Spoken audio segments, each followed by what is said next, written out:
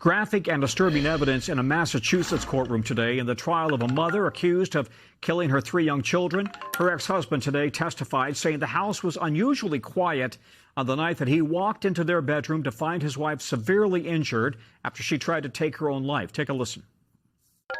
The blood that you saw, where was that located in the room?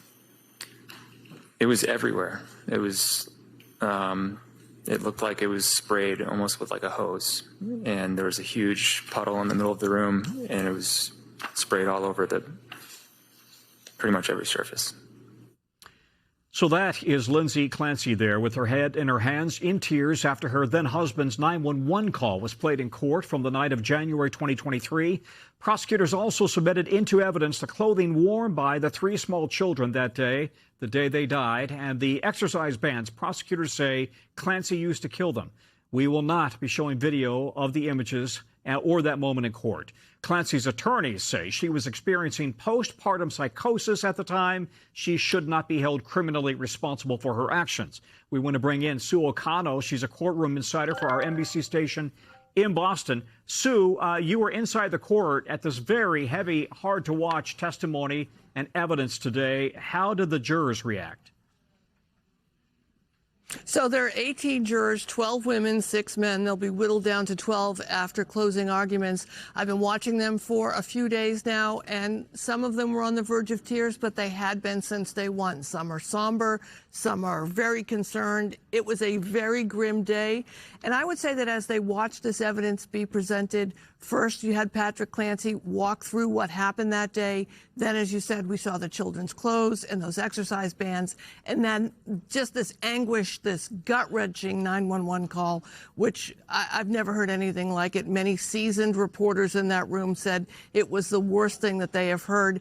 But the jurors remained constant. They remained pretty much the same they had been, just a bit more amplified. You know, their reactions were a little bit more concerned or maybe a little bit more teary, but they paid attention. And I think the word best used to describe how they reacted to it was they endured it. Yeah. Patrick Clancy went back on the stand after a break for cross-examination. We want to play some of what he talked about and what the defense asked him about his then wife's behavior just 2 months before the killings. How did Lindsay appear? How was she acting? How was she faring? She was extremely sleep deprived and just highly anxious. Was there a number of occasions that you would actually see her on the sofa rocking back and forth with her head under a pillow? Yeah. So let's talk about the defense's framing here and the types of questions they're asking. What was your takeaway, Sue? Well, first of all, remember, Patrick Clancy here is the Commonwealth. He's the state's witness, right? That was the cross-examination by the defense. And I think what the defense here is obviously trying to do is lay the groundwork that Lindsay Clancy was sick. This is not something she intended to do, which is the whole insanity defense that they are presenting here, that she had been sick for many, many, many weeks before the killing, which she admitted to, the killing of her 3 children, and that she was sleep deprived. She was anxious.